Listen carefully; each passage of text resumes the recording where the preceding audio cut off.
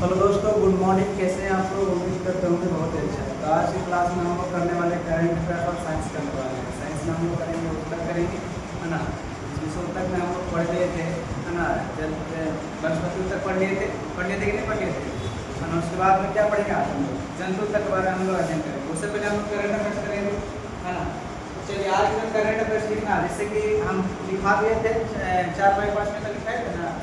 बताना कि 1 मई को कौन सा दिवस मनाया जाता है? बताओ 1 मई को कौन सा दिवस मनाया जाता है? बताओ जी।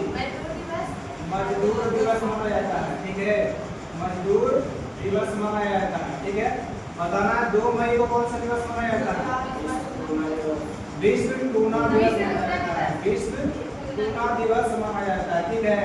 अच्छा, आगे बताना कि 3 मई को कौन सा दिवस मनाया जाता है?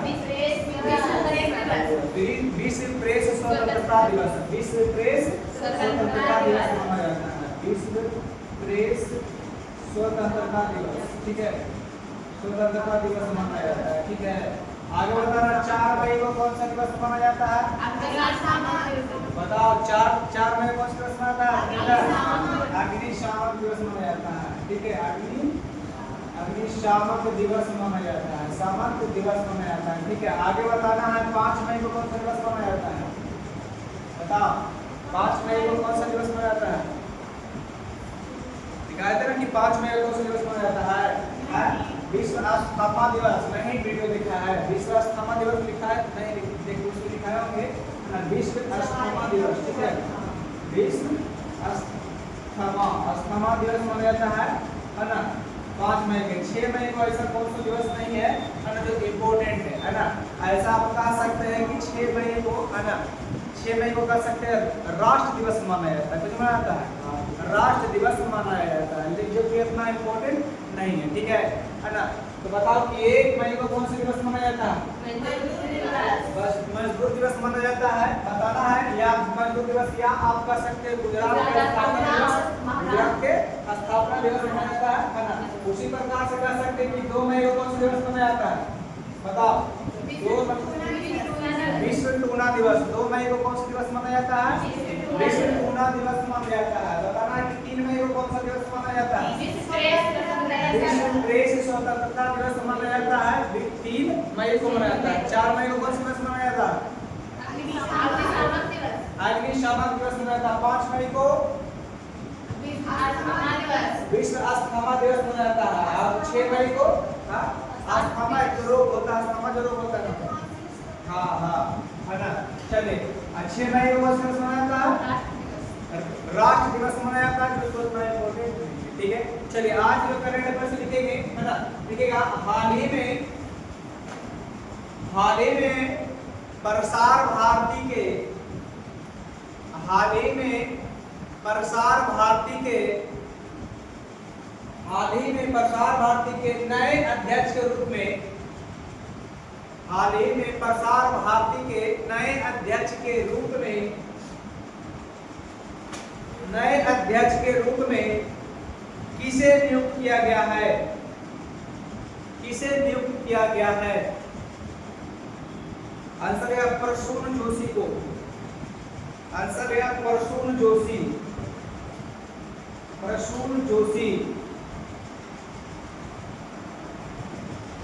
प्रसून जोशी, ठीक है। चलिए बताना है, कहेगा क्वेश्चन पूछा कि हाल ही में प्रसार भारती के नए अध्यक्ष के रूप में किसे नियुक्त किया था? क्या बताएंगे?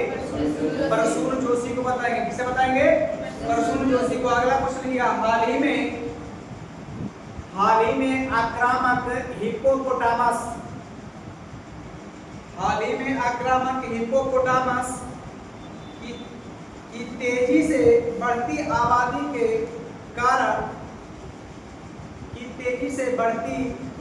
आबादी के कारण खबरों में रही मैक्डोलेना नदी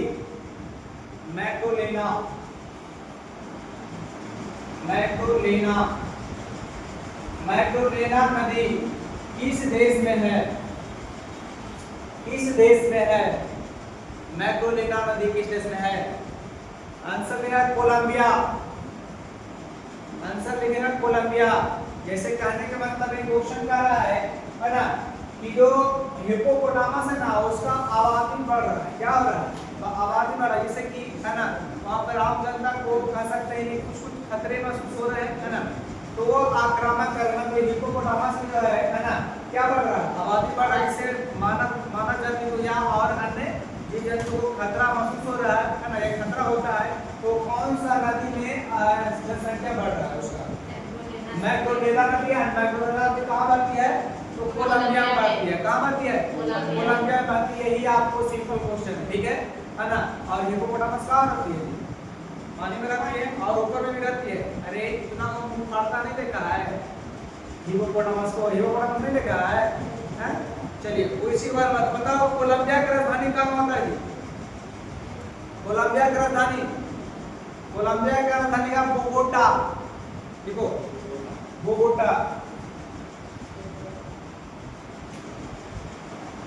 कोलंबिया की राजधानी बोगोटा। कोलंबिया का मुद्रा कोलंबियन पीसो।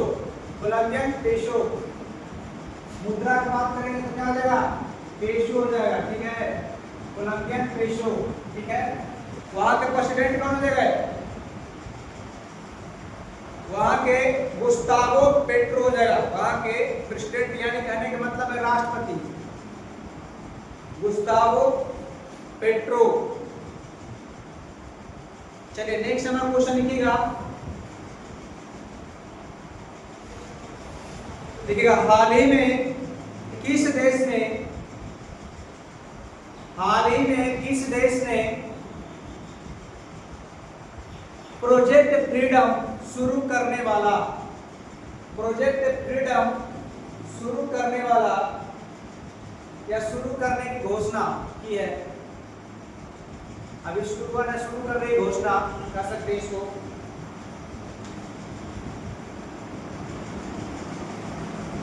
आंसर है यूएसए। आंसर लिखेगा यूएसए।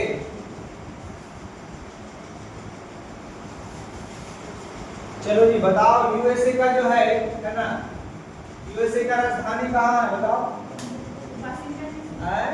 वाशिंगटन डीसी, ठीक है ना, वाशिंगटन डीसी। वाशिंगटन डीसी है ना यूएसए का राजधानी। और डीसी के मतलब क्या होता है? क्वेश्चन पूछता है कि डीसी का अर्थ क्या होता है बताओ? डीसी का मतलब क्या होता है? डिस्ट्रिक्ट ऑफ कोलंबिया होता है। क्या होता है? डिस्ट्रिक्ट ऑफ कोलंबिया होता है, ठीक है, इसको याद रखना। अच्छा बताना है ना कि जो यूएसए जो है ना, यूएसए का राजधानी तो हो गया वाशिंगटन डीसी हो गया। पता है कि यहाँ का जो मुद्रा होता है क्या होता है? यहाँ की मुद्रा डॉलर है। क्या है? डॉलर है। यहाँ की मुद्रा क्या है? डॉलर है। बोले यहाँ के राष्ट्रपति कौन है? डोनाल्ड ट्रम्प उपराष्ट्रपति। अच्छा डोनाल्ड ट्रम्प है, ये कितने क्रम का है? 47वें क्रम का। कौन सा पार्टी से? रिपब्लिकन पार्टी से। रिपब्लिकन पार्टी से। बताना उपराष्ट्रपति कौन है? तो जेडी वेंस हो जाएगा। कौन हो जाएगा? उपराष्ट्रपति। उपराष्ट्रपति कौन हो जाएंगे? जेडी वेंस हो जाएंगे, ठीक है। ये भी क्वेश्चन पूछेगा, ठीक है, जेडी वेंस। ये सब तो याद होना चाहिए, है ना। जेडी वेंस कितने क्रम का है? 50वें क्रम का। कितने क्रम का है? 50वें क्रम का। 91वां नहीं है, अभी 50 का ही है, ठीक है ना। जेडी वेंस कितने क्रम का है?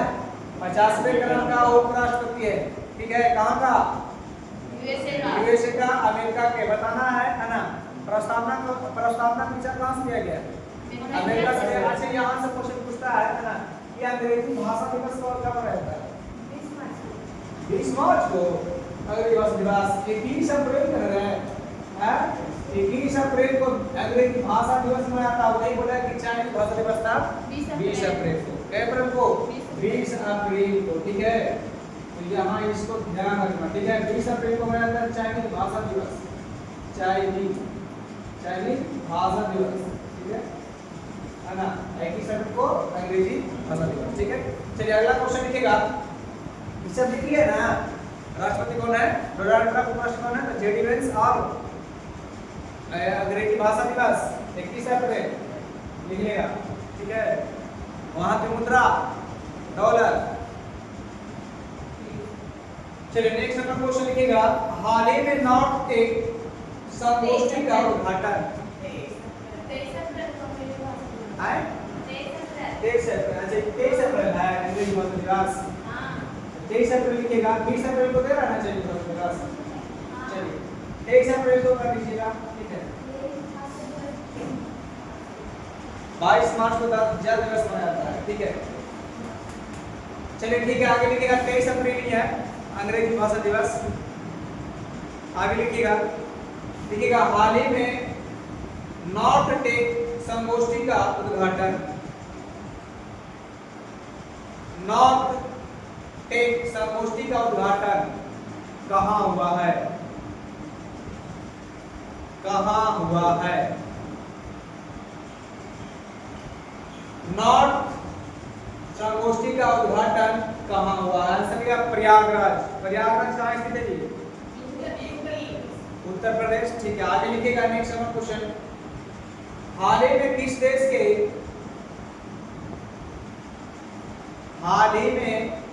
किस देश के मायोन ज्वालामुखी मायोन ज्वालामुखी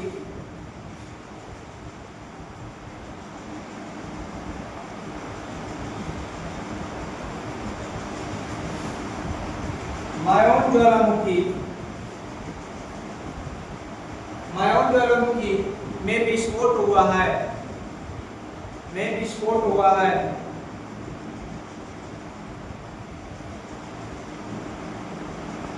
बताना कौन सा देश का है? मायोन ज्वालामुखी किस देश में विस्फोट हुआ है? आंसर लिखिएगा फिलीपींस।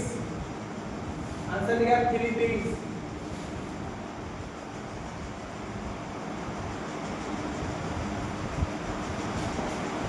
फिलीपींस। बताओ फिलीपींस की राजधानी कहाँ है? फिलीपींस की राजधानी कहाँ है? मनीला। कहाँ है? मनीला है, ठीक है।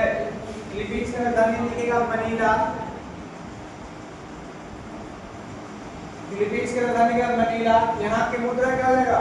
फिलीपींसियन पेसो, ठीक है। फिलीपींसियन पेसो। फिलीपींसियन पेसो। ये इनके साथ होंगे। चलिए आगे लिखिएगा, यहाँ की मुद्रा क्या लगेगा जी? फिलीपींसियन पेसो। यहाँ के राष्ट्रपति है लिखिएगा R Marcos. R Marcos. R Marcos. R Marcos. मैं सुन दिया, आर मार्कोस।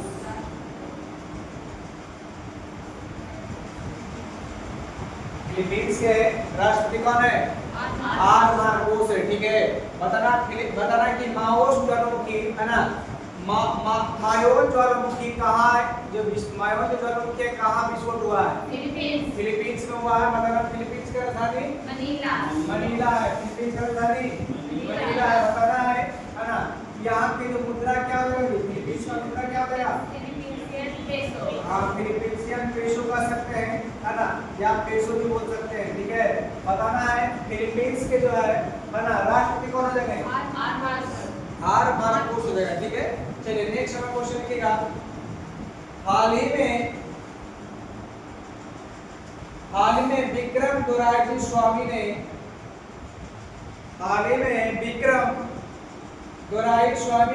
किस देश में भारत के नए राजदूत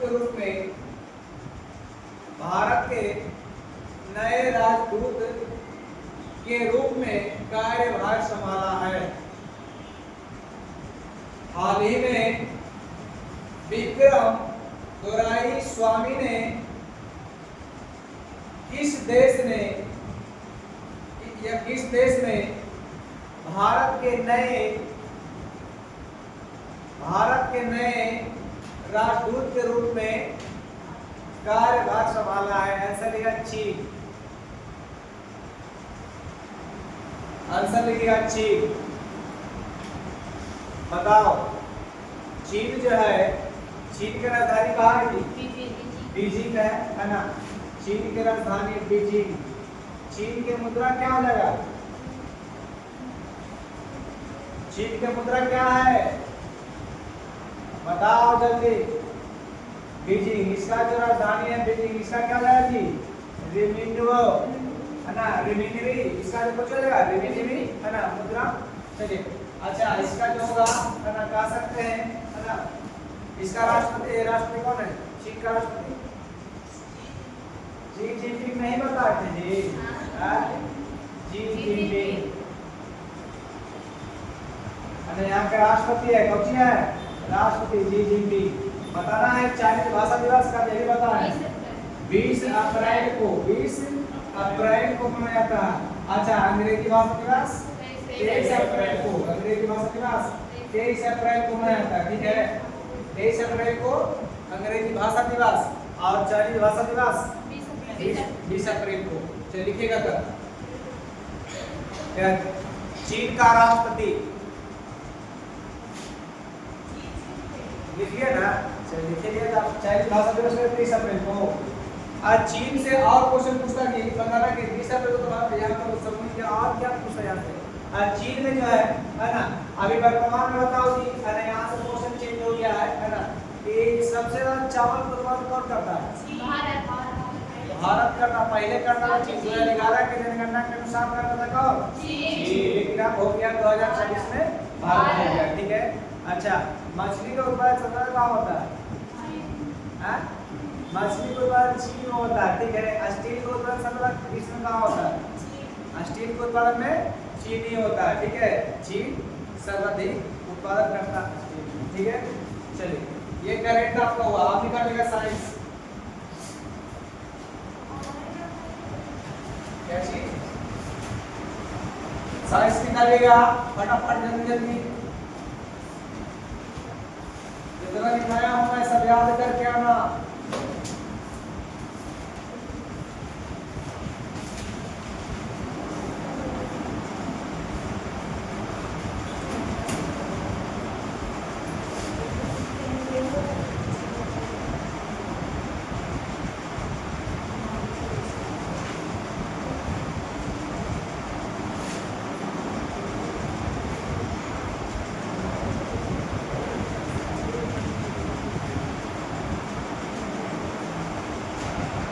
चलो जी, आज हम बात करेंगे जंतु तक के बारे में। किसके बारे में?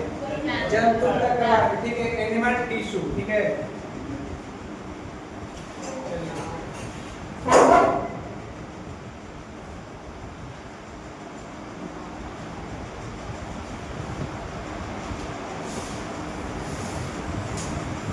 तो बोलते हैं जी जंतु तक। पादप ऊतक के बारे में बता दिए कि पादप ऊतक कितने प्रकार के होते हैं, है ना, और उसका प्रकार कौन सा सब बता दिए थे, है ना। आज जंतु ऊतक के बारे में बात करेंगे, ठीक है। जंतु ऊतक के बारे में सुनिएगा, है ना, उसके बाद में क्या करेंगे हम, है ना, उसके बाद में लिखेंगे, ठीक है। जंतु ऊतक कितने प्रकार के होते हैं? जंतु ऊतक 4 प्रकार के होते हैं। कितने ऊतक, कितने प्रकार के होते हैं? 4 प्रकार के होते हैं। कौन कौन होते हैं? तो उपकला ऊतक होता है, संयोजी ऊतक होता है, और होता है पेशी ऊतक और तंत्रिका ऊतक। ये 4 प्रकार के ऊतक होता है, ठीक है। कितने प्रकार के? 4 प्रकार के होते हैं। बताओ पहला कौन कौन? उपकला ऊतक, दूसरा कुछ, दूसरा संयोजी ऊतक, तीसरा पेशी ऊतक और चौथा तंत्रिका ऊतक। ये 4 ही प्रकार के जंतु ऊतक पाया जाता है, और इसके अंदर भी कई प्रकार के ऊतक पाए जाते हैं। बात करके हम लोग पढ़ेंगे, ठीक है ना। यहाँ पर जो उपकला ऊतक होता है इसको बोलते हैं एपिथेलियम टिश्यू बोलते हैं। क्या बोलते हैं, है ना, एपिथेलियम टिश्यू। और दूसरा जो होता है संयोजी ऊतक, उसको बोलते हैं कनेक्टिव टिश्यू बोलते हैं। क्या बोलते हैं? कनेक्टिव टिश्यू बोलते हैं। और तीसरा जो होता है पेशी ऊतक, इसे बोलते हैं मस्कुलर टिश्यू बोलते हैं। क्या बोलते हैं? Muscular tissue. और चौथा जो होता है ना तंत्रिका ऊतक, उसे नर्वस टिश्यू बोलते हैं। क्या बोलते हैं? नर्वस टिश्यू बोलते हैं, ठीक है ना। तो सबसे पहले हम देखेंगे उपकला ऊतक, ठीक है। उपकला ऊतक कितने प्रकार के होते हैं, है ना, इसका क्या काम होता है, कहाँ पाया जाता है ना, ये देखेंगे, ठीक है ना, कि उपकला ऊतक। तो उपकला ऊतक 4 प्रकार के होते हैं। कितने प्रकार के होते हैं? 4 प्रकार के। कौन कौन, है ना, तो सल्की एपिथेलियम ऊतक, सल्की एपिथेलियम ऊतक। दूसरा होता है स्तंभकार एपिथेलियम ऊतक, स्तंभकार एपिथेलियम ऊतक। और तीसरा जो होता है ना घनाकार एपिथेलियम ऊतक, घनाकार एपिथेलियम टिश्यू जिसको बोल सकते हैं। और चौथा होता है पश्चाभी उपकला ऊतक, पश्चाभी गला ऊतक होता है, ठीक है ना। ये चारों होता है, ठीक है। एपिथेलियम ऊतक कहाँ पाया जाता है? तो ये जो बाहरी अंग जो होता है ना उसके आंतरिक भागों में पाया जाता है। बाहरी जो अंग होता है उसके आंतरिक भागों में पाया जाता है, ठीक है ना। ये जो होता है ना इसका जो काम होता है विसरण जो होता है, श्रवण होता है, उसके दौरान क्या करता है? ये सहायता करता है करने में, ठीक है। इसके ऊतक काम करता है।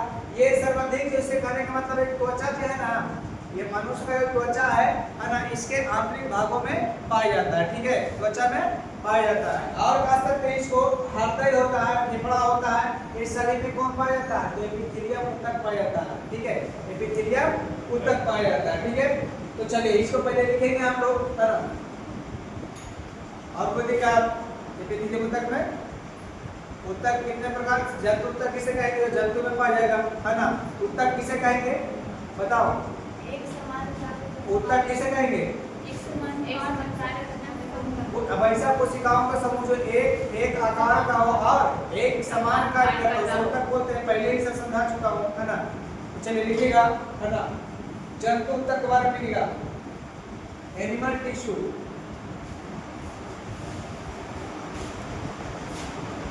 Animal tissue.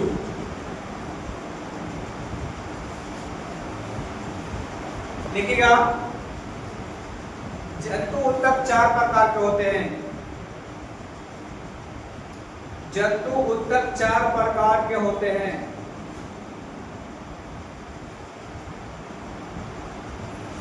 पहले लिखिएगा एपिथेलियल टिश्यू,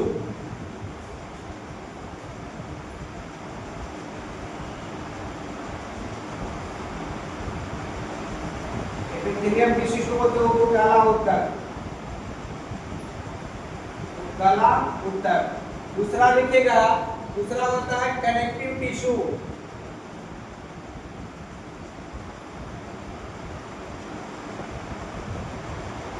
इसको बोलते हैं संयोजी ऊतक ना जी। तीसरा होता है आपका, है ना, मस्कुलर टिश्यू,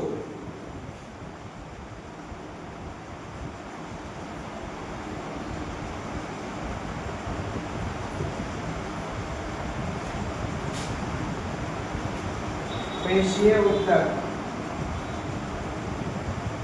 और चौथा होता है आपका नर्वस टिश्यू,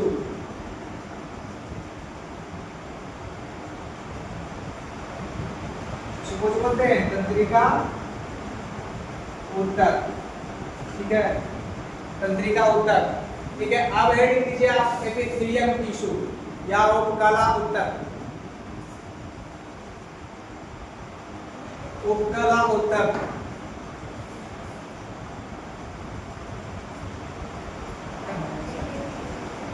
लिखिएगा, है ना, लिखिएगा यह ऊतक अंगों के बाहरी भाग, यह ऊतक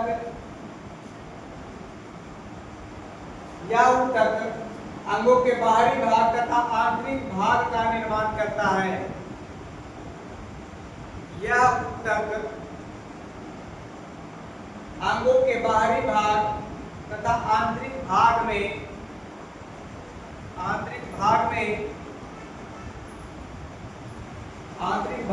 या आंतरिक भाग का निर्माण करता है। लिखिएगा अगला पॉइंट, लिखिएगा इसके बीच कोई भी रिक्त स्थान नहीं होता है। इसके बीच कोई भी रिक्त स्थान नहीं होता है। जैसे कहने का मतलब है एपिथेलियम ऊतक जो होता है हर एक दूसरे से सटे होते हैं और इसके बीच में कोई भी रिक्त स्थान नहीं होता, यानी खाली स्थान नहीं होता है, ठीक है। चलिए तीसरा पॉइंट लिखिएगा, इसका मुख्य कार्य है अंगों का सुरक्षा प्रदान करना, अंगों का सुरक्षा प्रदान करना। जैसे कहने का मतलब है हम अगर हमको कोई मारता है या किसी को कोई चोट लगता है तो उससे दर्द महसूस होता है कि नहीं होता है ना। कहीं धीरे से लगा कहीं ज्यादा लगा, ठीक है ना। इसको जो सुरक्षा प्रदान करने का काम करता है कौन तक करता है, उपकला तक करता है, ठीक है। लेकिन सूचना पहुंचाने का काम कौन करता है, तंत्रिका तक करता है, ठीक है। चलिए स्पाइनल कोड पहुंचाता है, स्पाइनल कोड से जाता है काम तंत्रिका तक करता है, फिर तो ये भेजता है कि हाँ यहाँ पर दर्द हो रहा है, ठीक है ना, ठीक है। चलिए अगला पढ़िए, इसका मुख्य कार्य अंगों को सुरक्षा प्रदान करना तरीके। यह शरीर के सभी अंगों में, यह शरीर के सभी अंगों में विसरण, श्रवण तथा अवशोषण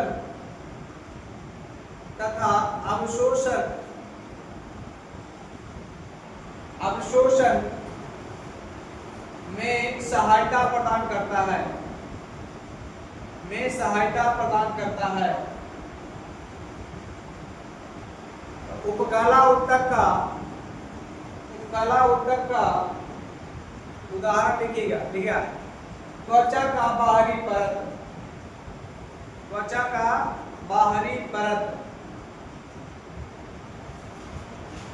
बाहरी परत लिखिएगा। हृदय, फेफड़ा एवं वृक्क के चारों ओर मोटी दीवारें या दीवारें लिख सकते हैं। वृक्क के चारों ओर मोटी दीवारें या दीवारें बोल सकते, सब किसका बना होता है, उपकला ऊतक का बना होता है, ठीक है। आगे लिखिएगा यकृत,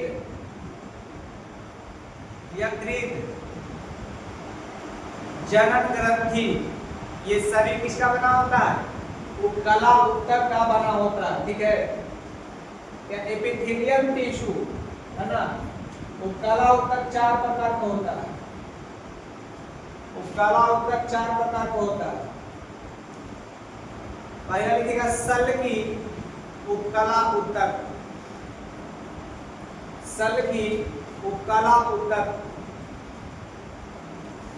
दूसरा लिखिएगा स्तंभकार उपकला ऊतक, तीसरा लिखिएगा घनाकार उपकला ऊतक के ही 4 प्रकार हम लोग पढ़ रहे हैं। कितने प्रकार, 4 प्रकार, ठीक है। घनाकार उपकला ऊतक, और चौथा लिखिएगा है ना पच्छाभी उपकला ऊतक।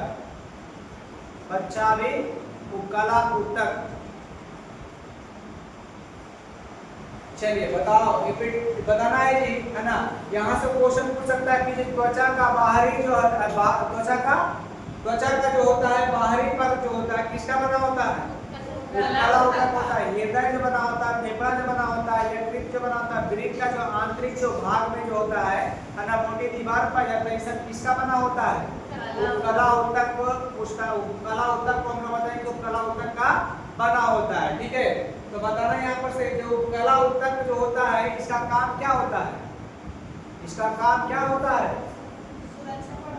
सुरक्षा प्रदान करना। अभी बताया ना कि उपकला ऊतक का क्या काम होता है, सुरक्षा प्रदान करना होता है। क्या होता है, सुरक्षा प्रदान करना होता है, ठीक है। चलिए है ना अगला लिखिएगा। और इसका जो मुख्य कार्य क्या होता है, और इसका मुख्य कार्य क्या बताए, है ना। इसका मुख्य कार्य बताया कि श्रवण हो गया, विसरण हो गया, आकर्षण हो गया, इसमें सहायता प्रदान करता है। क्या करता है, सहायता प्रदान करने का करता काम उपकला ऊतक करता है, ठीक है।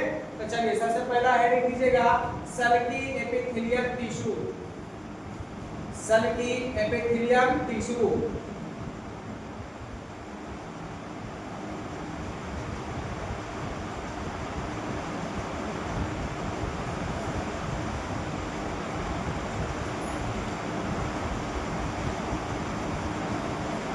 देखिए इसमें ज्यादा जैसे सल्की एपिथेलियम टिश्यू है, इससे ज्यादा विशेष नहीं है, 2-4 पॉइंट है उसको समझना, ठीक है।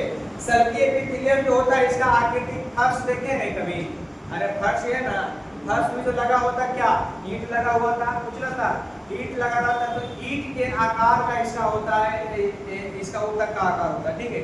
यानी हम कह सकते हैं, है ना, इस सल्की एपिथेलियम टिश्यू का जो आकार होता है ना, फर्श पर लगे, है ना, फर्श पर लगे क्या, ईंट के आकार का होता है। क्या होता है, ईंट के आकार का होता है। ये कहाँ पाया जाता है, ये क्या होता है, तो जो रक्त जो वाहिनी होता है ना उसमें पाया जाता है। जो रक्त वाहिनी जैसे कहने का मतलब मनुष्य की जो रक्त वाहिनियां है ना, धमनी हो गया और कुछ हो गया, सीरा हो गया, इस सब में किसमें पाया जाएगा, इसमें कौन सा ऊतक पाया जाता है, सल्की उपकला ऊतक पाया जाएगा, सल्की उपकला ऊतक पाया जाएगा, सल्की एपिथेलियम टिश्यू पाया जाएगा, ठीक है।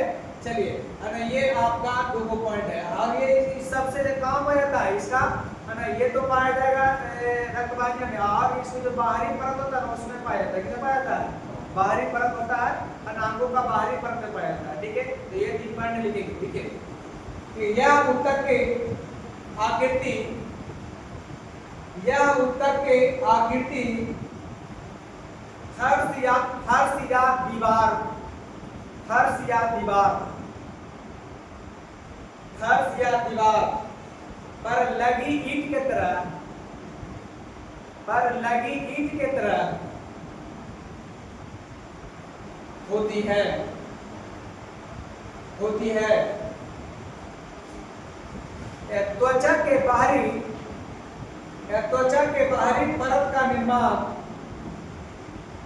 त्वचा के बाहरी परत का निर्माण इसी ऊतक के कारण, इसी ऊतक कारण, इसी ऊतक के बना होता है, कह सकते हैं इसी ऊतक का बना होता है।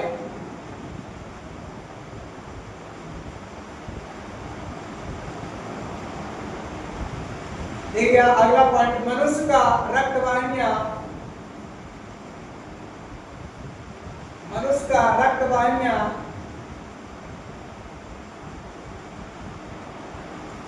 मनुष्य का रक्त वाहिनियां तथा अंगों के भीतरी, तथा अंगों का भीतरी स्तर का निर्माण करता है,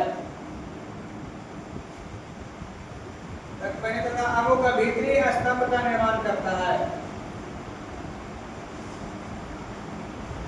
चलो, सल्की एपिथेलियम का क्या काम होता है जी, सल्की एपिथेलियम का आकार कैसा होता है, तथा ये कहाँ पाया जाता है, बताओ।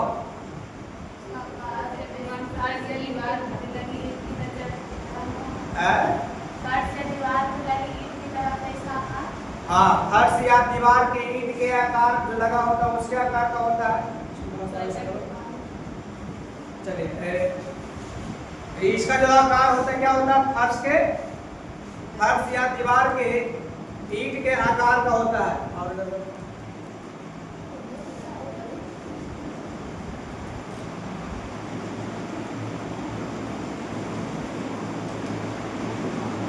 चलिए,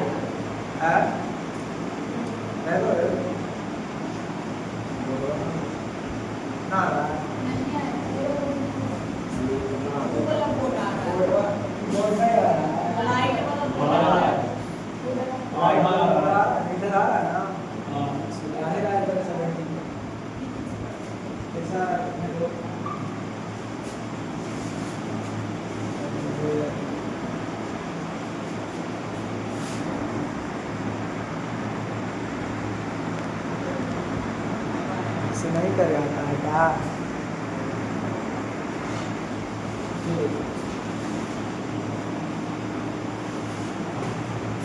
समझिए कौन इंसान है, यहाँ पे आ रहा है, आले तो इतने आ रहा है, नहीं आ रहा है।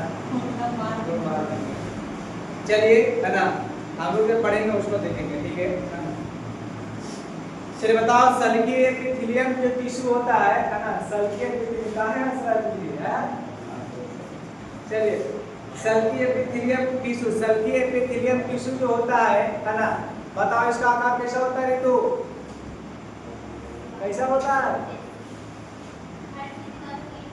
भैंस के आकार होती है, हाँ, फर्श के आकारों की होता है, आपको भैंस के आकार हो, भैंस के नाम बताए जी, फर्श के आकारों को बताए, किसको बताए, फर्श के आकारों को बताए, है ना। इसका जो है ना, ये जो है कहाँ पाया जाता है, तो त्वचा के बाहरी परतों में पाया जाता है, है ना, और इसका जो होता है ना, और ये कहाँ पाता है, रक्त वाहिनी में, मनुष्य का जो रक्त वाहिनियां है उसमें पाया जाता है। ठीक है, चलिए अगला लिखिएगा स्तंभकार एपिथेलियम टिश्यू। स्तंभकार एपिथेलियम या उपकला ऊतक। अगला जो हेडिंग दीजिएगा स्तंभकार, स्तंभकार उपकला ऊतक। ठीक है, इसके बारे में सुनिएगा और समझिएगा, उसके बाद में हम लोग क्या करेंगे, लिखेंगे। ठीक है, स्तंभकार, स्तंभकार जो उपकला ऊतक होता है, इसका आकार कैसा होता है, इसका काम क्या होता है, ये कहाँ पाया जाता है। ठीक है ना, तो स्तंभकार जो होता है ना, ये ऊतक ये लंबी होता है। क्या होता है जी, लंबी होता है। इसका जो आकार होता है कैसा होता है, लंबी होता है। ठीक है ना, इसके जो सिरे पर है ना, इसके जो कोशिका के जो सिरे पर क्या पाया जाता है ना, तो माइक्रोविलाई नामक कुछ पाया जाता जी, रेशेदार क्या पाया जाता, आकृति पाया जाता है, यार माइक्रोविलाई पाया जाता कह सकते हैं, है ना, या रेशा कह सकते हैं, वो पाया जाता है। ठीक है, चलिए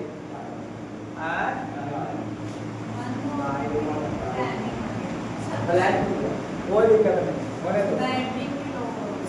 चलिए आगे देखिए, आगे है ना, अगला जो है ना, इसके जो मुक्त जो सिरे पर क्या पाया जाता है जी, माइक्रोविलाई नामक क्या पाया जाता है, रेशा पाया जाता है। क्या पाया जाता है, माइक्रोविलाई नामक रेशा पाया जाता है। ये जो होता है ना, कहाँ पाया जाता है, तो जहाँ पर श्रवण और क्या होता है जी, श्रवण और विसरण जो होता है या अवशोषण होता है, वहां पर अधिक, यहाँ पर कुछ पाया जाता है, संख्या अधिक पाया जाता है, या वहीं पर ये पाया जाता है। जैसे कहने का मतलब है ना, आप हो गया, अमाशय हो गया और पित्ताशय हो गया, ये सभी से श्रवण होता है ना जी, नहीं होता है। अरे पित्त कहाँ से श्रावित होता है, पित्ताशय में तो जमा होता है ना, यकृत में ना, यकृत से ना पित्त निकलता है जी, है ना, तो यकृत हो गया, पित्ताशय हो गया, है ना, और क्या हो गया, आमाशय हो गया, आंत हो गया, इस सभी जगह कौन सा ऊतक पाया जाएगा, स्तंभकार ऊतक पाया जाएगा, स्तंभकार ऊतक पाया जाएगा। ठीक है, तो लिखिए इसके बारे में, स्तंभकार ऊतक के बारे में लिखेगा, यह ऊतक की कोशिका का आकार, यह ऊतक के कोशिका का आकार लंबा होता है, लंबा होता है।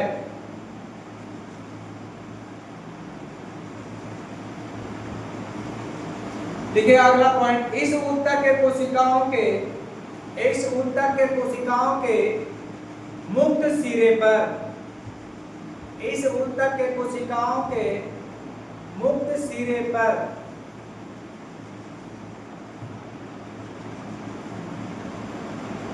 पर माइक्रोविलाई पाया जाता है, या माइक्रोविलाई बोल सकते होता है या पाया जाता है। माइक्रोविलाई पाया जाता है, लिखिएगा, जहां पर अवशोषण तथा श्रवण, अगला पॉइंट लिखिएगा, जहां पर अवशोषण तथा श्रवण का कार्य होता है,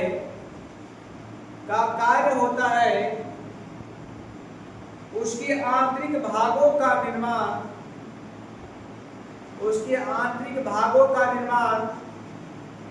स्तंभकार उपकला ऊतक के द्वारा होता है, स्तंभकार उपकला ऊतक के कारण होता है।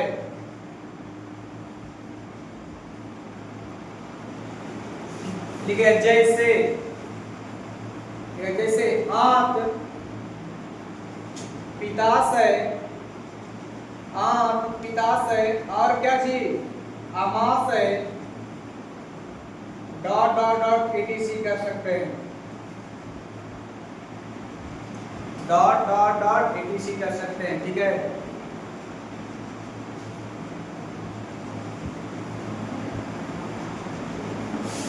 चलिए बताना है, अभी जो मैं लिखाया उसको बताओ, स्तंभकार ऊतक के बारे में बताओ, स्तंभकार ऊतक के बारे में बताओ, किसका आकार कैसा होता है, क्या होता है? लंबा का इसका आकार लंबा होता है, इससे कोशिकाओं के है ना मुक्त सिरे पर क्या पाया जाता है? माइक्रोविलाई पाया जाता है। ये अधिकतर कहाँ पाए जाएंगे? कहाँ पाए जाएंगे जी? अभी ना मैं बताया कहाँ कहाँ बता रही है? बोलो आंत जी। हाँ बोलो आंत। और कहाँ? पित्ताशय में। और कहाँ? यकृत में पाया जाएगा। चलो ठीक है, समझ में आ रहा है ना? जहाँ पे नहीं समझ में आया तो बताना है ना, समझाने का कोशिश करूंगा और क्या कर सकता हूँ। ठीक है, चलिए अगला लिखेंगे घनाकार एपिथेलियम ऊतक। घनाकार एपिथेलियम ऊतक। घनाकार एपिथेलियम ऊतक के बारे में समझिएगा, उसके बारे में हम लोग लिखेंगे। ठीक है, घनाकार एपिथेलियम ऊतक जो होता है या घनाकार उपकला ऊतक होता है ना, ये इसका आकार कैसा होता है, इसका काम क्या होता है और ये कहाँ पाए जाते हैं, है ना, इसको देखेंगे। ठीक है ना। तो घनाकार जो होता है ना, इससे ही पता चल रहा है ना, घनाकार जो उपकला ऊतक होता है इसका आकार कैसा हो सकता है जी? बताओ। घनाकार होगा, क्या हो जाएगा? घनाभाकार हो सकता है। क्या हो सकता है? या घनाकार या घनाभाकार हो सकता है। घन और घनाभ का मतलब नहीं समझ रहा है। घन और घनाभ नहीं समझ रहा है कि घन क्या है घनाभ क्या है? क्या चीज? एक की तरह हो जाएगा। कुछ की तरह बोला है? हाँ आईटा, ईट की तरह। ठीक है, अरे सही बात बोला। आईटा की तरह हो जाएगा। अरे ईट भी क्या है? घनाभाकार है ना? क्या है? घनाभाकार है। आप पासा देखे है ना? पासा भी क्या है? घनाकार है, घनाभाकार है। उन पासा के जोड़े में क्या होगा? क्या? घनाभाकार। और इसका एक पासा को अगर हम लेंगे तो क्या होगा? घनाकार होगा। ठीक है ना। चलिए तो इसका जो आकार होगा कैसा होगा? घनाकार होगा। अरे ये कहाँ पाए जाएगी जी? ये मनुष्य के जितने भी ग्रंथियां का निर्माण होता है इसी ऊतक के कारण होता है। ग्रंथि कहने का मतलब लाइक क्रीमल ग्रंथि, शिवम ग्रंथि, या आप कह सकते हैं सैरुमिनस ग्रंथि, सैरुमिनस ग्रंथि। ये सब जो ग्रंथि है ना, किसके कारण होता है? तो स्तंभकार, हाँ घनाकार, घनाकार उपकला ऊतक के कारण होता है। घनाकार उपकला ऊतक के कारण होता है। ठीक है ना। तो चलिए इसके बारे में लिखेंगे। लिखिएगा इस ऊतक का कोशिकाएं, इस ऊतक के कोशिकाएं, इस ऊतक का कोशिकाएं घन का आकार के समान होता है। इस ऊतक के कोशिकाएं घन के आकार के समान होता है। यह ऊतक के कारण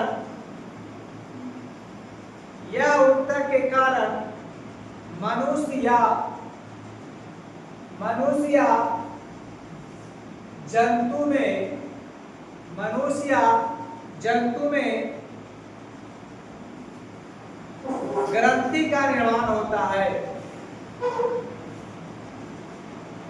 ग्रंथि का निर्माण होता है। जैसे या एग्जाम्पल में लिखिएगा श्वेत ग्रंथि, श्वेत ग्रंथि, लैक्रामल ग्रंथि, लैक्रामल ग्रंथि, सैरुमिनस ग्रंथि, सैरुमिनस ग्रंथि, या लिखेगा शिवम ग्रंथि, शिवम ग्रंथि। चलिए आज तक यहीं तक रह दीजिए, है ना। उसके बाद में कल हम पढ़ेंगे, है ना, कि श्वेत ग्रंथि, लैक्रेमल ग्रंथि कहाँ कहाँ पाया जाता है, शिवम ग्रंथि कहाँ पाया जाता है, इसके बारे में बढ़िया डिटेल से पढ़ेंगे। इसका काम क्या होता है ना, इस सबको बढ़िया से डिटेल से कल पढ़ेंगे। ठीक है, आज के लिए बस इतना ही, है ना।